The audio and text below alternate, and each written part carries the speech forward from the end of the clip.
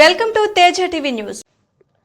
కట్టంగూరు మండల కేంద్రంలోని కస్తూర్బా గాంధీ బాలికల విద్యాలయం జూనియర్ కళాశాలను మంగళవారం నకరేకల్ మాజీ శాసనసభ్యులు చిరుమర్తి లింగయ్య సందర్శించారు. ఈ సందర్భంగా విద్యార్థులకు సరైన వసతులేమి కారణంగా పడుతున్న అవస్థలను ఆయన ప్రత్యక్షంగా గమనించారు.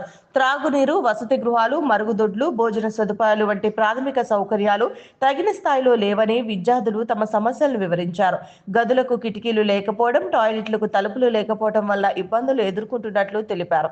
సన్నబియ్యం బదులు దొడ్డు బియ్యం అందించటం, అన్నంలో నీళ్లు ఎక్కువగా ఉండటం వల్ల తినలేకపోతున్నామని విద్యార్థులు ఆవేదన వ్యక్తం చేశారు. అనంతరం మీడియాతో మాట్లాడుతూ బడుగు బలహీన వర్గాల విద్యార్థుల్ని కాంగ్రెస్ ప్రభుత్వం చిన్నచూపు చూస్తుంది.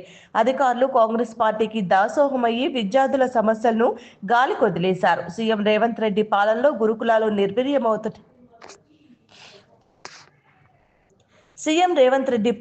గురుకులాలు నిర్వీర్యమవుతున్నాయని అన్నారు. కట్టంగూరు మండల కేంద్రంలో కస్తూర్బా రెసిడెన్షియల్ స్కూల్లో మరి ఇక్కడ ఉన్న వనరుల వసతుల గురించి పర్యవేక్షించడం జరిగింది. కానీ ఈరోజు చూస్తే ఇక్కడ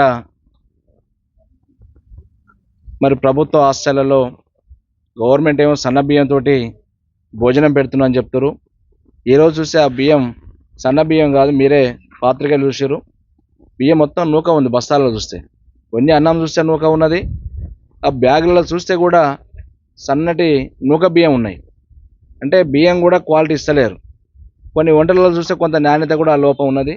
ప్రధానంగా ఆ విద్యార్థులకి వాటర్ వసతి అనేది లేకుండా పోయింది. మినరల్ వాటర్ అనేది పూర్తిగా ప్లాంట్కి రిపేర్కి వచ్చి దాదాపుగా రిపేర్ చేయకుండా దాన్ని ఏదో బయటికి వెళ్ళి ఇక్కడ ఉన్న టీచర్స్ కానీ వార్డెన్ కానీ బయటికి వెళ్ళి తెప్పిస్తున్నామని చెప్తారు. కానీ పిల్లలు కొంతమంది స్టూడెంట్స్ ఆడితే కూడా బయట నుంచి వచ్చిన కనపడతలేదు. వాటర్ బోర్ వాటర్తో తాపుతారు. దాంతోపాటు టాయిలెట్స్ చూస్తే కూడా నీట్నెస్ లేదు. దాంట్లో ఎగ్జాక్ట్ ఫ్యాన్లు లేవు. పైన రూములలో చూస్తేనేమో కొంతమేరకు ఒక్కొక్క రూమ్లో 20 మంది 22 మంది కంజెస్టెడ్గా, మరి అందులో ఇరికి బ్యాగులు కానీ వాళ్ళు పండుకోవడానికి కూడా కూర్చోవడానికి కూడా ఇబ్బందికరమైన పరిస్థితులు రూములు ఉన్నాయి. ఇటువైపు మంచినీళ్ళ వసతి ఇబ్బంది ఉంది. రూములకి విండోస్ లేక అంతా అడవిలాగా ఉంటుంది. పక్కన పచ్చడి పొలాలు, వర్షాకాలం దోమలు ఈగలు వస్తాయని చెప్పి కొంతమంది స్టూడెంట్స్ చెప్తారు. వాటర్ కూడా లేదని చెప్తారు. ఏది కూడా సక్రమంగా లేక ఈరోజు ఇబ్బంది పడే పరిస్థితి. ప్రభుత్వం వచ్చిన కానించి అనేక రంగాల సంఘటనలు జరిగినా కూడా మరి ప్రభుత్వం అనేది రెక్టిఫై చేసుకోకుండా గాలిగేసి గురుకుల పాఠశాల కానీ, కస్తూరి గురుకుల పాఠశాల కానీ, మరి గతంలో కేసీఆర్ ప్రభుత్వం ఉన్నప్పుడు 280 గురుకుల పాఠశాల ఉంటే తెలంగాణ రాష్ట్రంలో దాదాపుగా 1000 గురుకుల పాఠశాల తీసుకొచ్చిన గొప్ప నాయకుడు కేసీఆర్ గారు.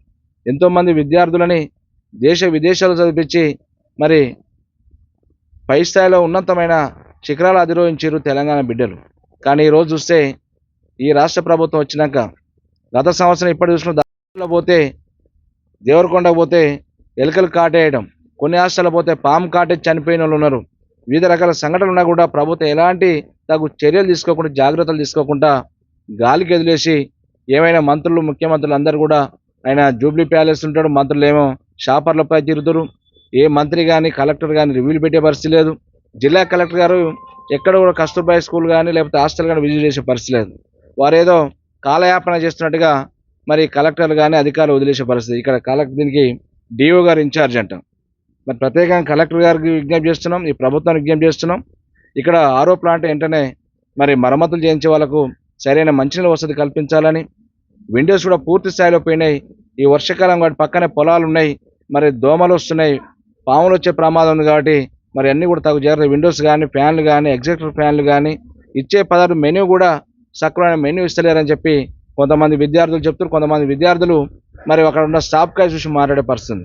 ఏది కూడా వాస్తవాలు చెప్పే పరిస్థితులు కొంతమంది లేకుండా పోతారు. కాబట్టి ఖచ్చితంగా ఈ ప్రభుత్వం ఫెయిల్యూర్ ప్రభుత్వంగా ఖచ్చితంగా ప్రజలు కానీ, మనం కానీ, మీడియా సాక్షి రాష్ట్ర ప్రజలు చూస్తారు. ఎందుకంటే అక్కడ ఉన్న స్టూడెంట్స్ కూడా చూస్తారు. దాదాపుగా 1000 మంది స్టూడెంట్స్ మరి ఫుడ్ పాయిజన్ అయ్యి రిజిస్టర్ అయిన వాళ్ళు ఉన్నారు. మరి గతంలో కేసీఆర్ ప్రభుత్వం ఎక్కడ కూడా జరగలేదు. మరి ఈరోజు ఈ ప్రభుత్వం పట్టించుకోకుండా గాలికి వదిలేస్తుంది. ఖచ్చితంగా రేవంత్ రెడ్డి గారి ప్రభుత్వం మూల్యం చెల్లించక తప్పదు.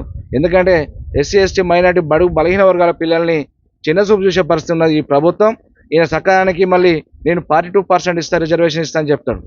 ఉన్న వాళ్ళ పిల్లలకు, మా పేద పిల్లలకి సక్రమైన మెనూ పెట్టండి, వాళ్ళ జీవితాలతో ఆడుకోకండి, వాళ్ళ భారత పౌరులుగా తీర్చిదిద్దే కార్యక్రమం గతంలో కేసీఆర్ గారు ఏ రకంగా చేసిరో ఆ రకమైన మార్గంలో నడిపించే పద్ధతిలో ప్రభుత్వం ఉండాలి. కానీ చిత్తశుద్ధితో పనిచేయాలి. కానీ జిల్లా కలెక్టర్లు ఏమో ఇక అధికారులు ఏమో కొంతమంది అధికారులు అయితే కాంగ్రెస్ పార్టీ కార్యకర్తల పనిచేస్తారు, అయితే ప్రజల సమస్యలు పట్టించుకోవట్లే, విద్యార్థుల సమస్యలు పట్టించుకోవట్లే.